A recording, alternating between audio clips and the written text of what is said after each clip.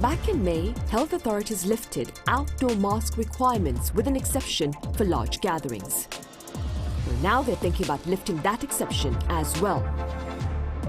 So what is the fate of face masks here in the country? What are the prospects of an end to the pandemic phase of COVID-19? And what are the risks of new variants in the near future?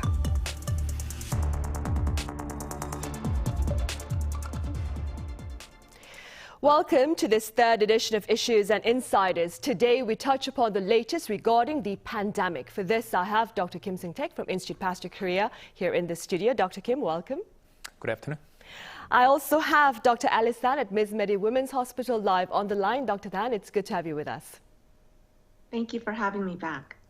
Right, Dr. Kim, health authorities on Tuesday spoke about the possibility of lifting outdoor mask requirements for events including more than 50 people, as well as the potential lifting of indoor face masks for young children. What are your thoughts? Well, since the early the COVID-19 pandemic, we have actually emphasized the importance of the mask wearing. But now well, this is the third year, and then maybe I think that wearing mask is the last thing that we would just lift in this the management of just COVID-19. So I think personally, I also feel that now it's a good time to consider just lifting the mask mandate. The reason is that we have a pretty good just the number of just countermeasures to cope with the COVID-19. Well, several treatment options, and then several kinds of the vaccines are already available, and now also many people are somehow get immunity, whether it is by vaccination and then also just a natural infection. But then so I think I would just maybe this mask mandate would just ultimately will shift from the government regulation to the some personal individual responsibility and then choice.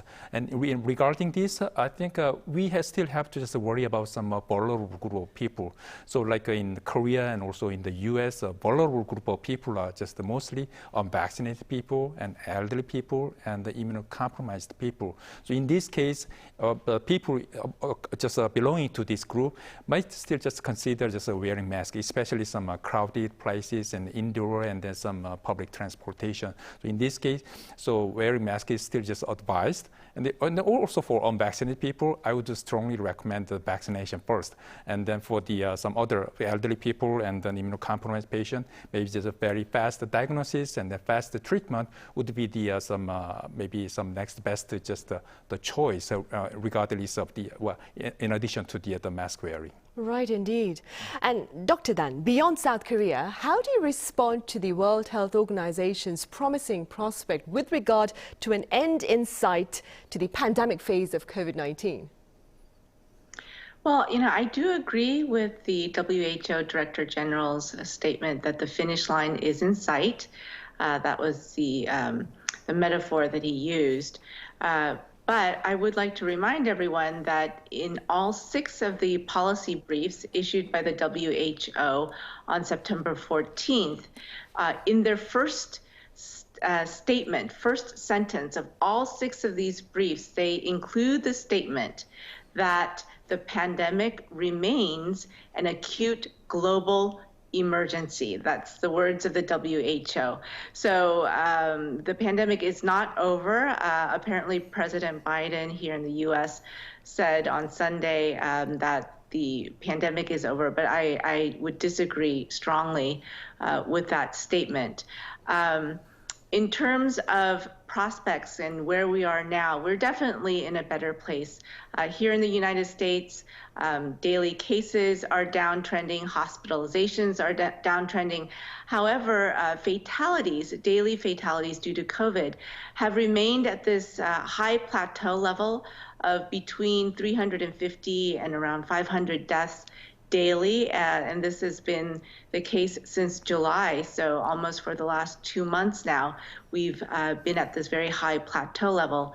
According to the New York Times on September 19th, the U.S. recorded 507 deaths due to COVID-19, and COVID is now the 4th leading cause of death among adults. So definitely, we're not in a rosy, I would say, situation. And my concern, of course, is that vaccination rates remain patchy in the United States.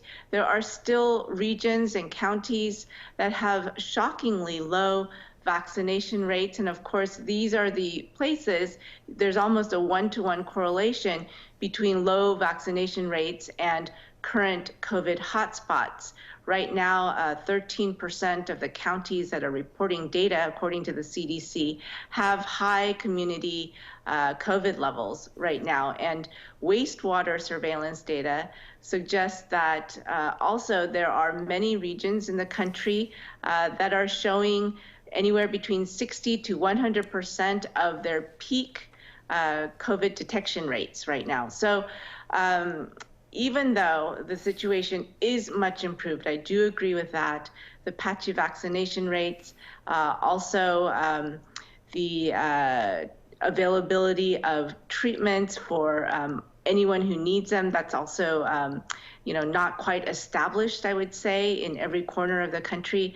That leaves a lot of, I think, questions in terms of what will happen if we encounter another wave, say this winter or spring.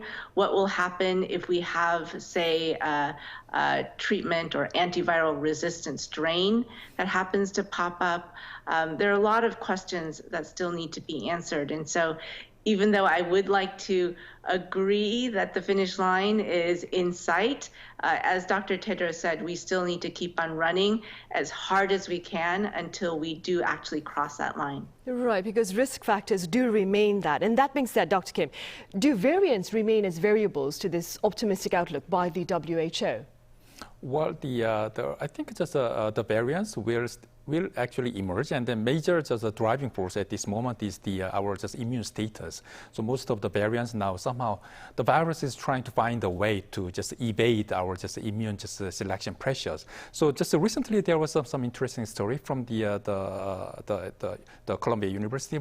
They reported the BA.4.6 and also BA.4.7 and the BA.5.7, and then the first BA.4.6 is now just accounts for almost like a 10 to 20% of the just COVID-19 cases in U.S. depending on the states. And then the investigators at the Columbia University actually tested whether those variants are just resistant to our monoclonal antibody treatment option and also post-vaccination sheeter. And then what they found out is that those variants actually highly just resistant to one, especially one of the antibody treatment options that we have right now. That is Evusheld. Evusheld is, I mentioned a couple times here before, that's mainly used for some preventive purpose. This is the cocktail of two different monoclonal antibodies. And these were actually pretty useful, especially for immunocompromised patients. But then when they tested, the Evusheld has actually lost completely their neutralization capacity, which means we actually lost one of the weapons that we can actually cope with this new variant. So I think the main, somehow the virus will just try to find out the way to just evade our current immune status.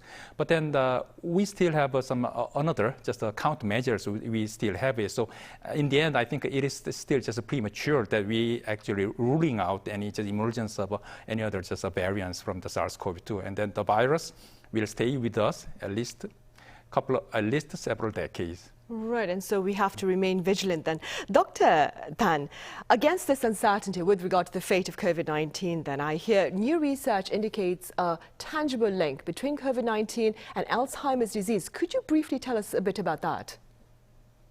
Yes, there was a study done in Ohio here in the United States, and they used big data analytics to examine the electronic health records of 6.25 million people.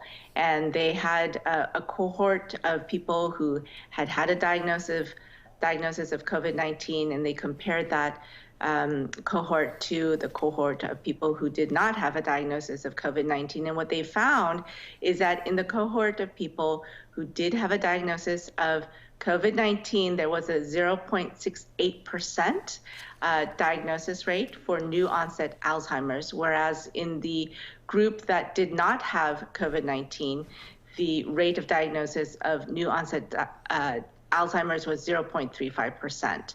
And so a definite association was made between a diagnosis of COVID and new onset Alzheimer's disease diagnosis. However, given the nature of this trial, it was a retrospective observational study. There can be no causality established. And so what the authors suggested is that this trial is, or this type of investigation is performed in other countries as well to see if it's replicated. And in terms of underlying mechanism, they suggested perhaps that there is a common inflammatory role in COVID-19 and Alzheimer's disease that might be the common factor, and infection could be perhaps the underlying cause of some cases of Alzheimer's. Again, there's no causality, but it is an interesting study that needs to be investigated further. Right, I see. Back here on the local front then, Dr. Kim, reservations for bivalent vaccines that would be start next week with priority placed on the elderly. What are your thoughts on the significance of these bivalent vaccines, especially keeping in mind the reality that our Omicron wave appears to be subsiding?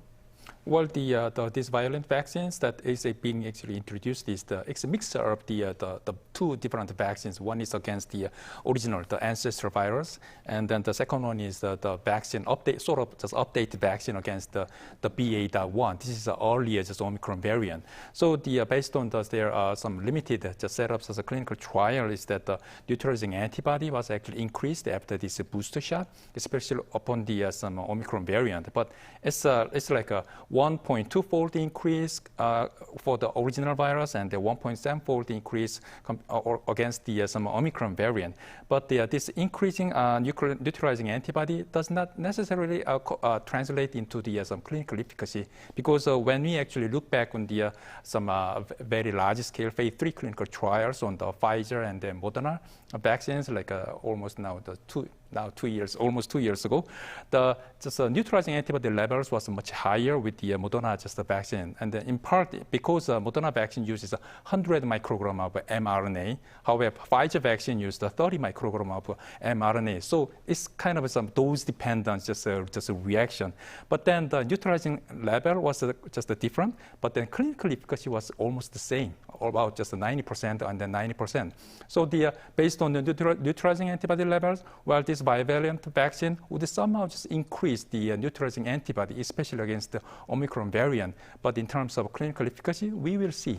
Right, we'll have to wait and see then. And staying with vaccines, Dr. Dan, very briefly speaking, what has been the response to Novavax's traditional protein-based COVID-19 vaccine there in the US? I mean, pundits had hoped that it would serve to target vaccine hesitancy, especially among those who are worried about the new mRNA technology. Right. So the Novavax vaccine is approved for people 12 and up as a primary series, not as a booster. So the pool of people who can get Novavax, of course, is much smaller because so many people have received a different vaccine as their first and second shots. So the uptake has not been, I would say, spectacular. Approximately 12,000 doses have been delivered of the Novavax vaccine. But I would like to emphasize that it is a very important vaccine to have in our portfolio, because there are some people who cannot take an mRNA vaccine if they had anaphylaxis after their first dose, or they cannot take a different vaccine because they're allergic to a different ingredient in that vaccine.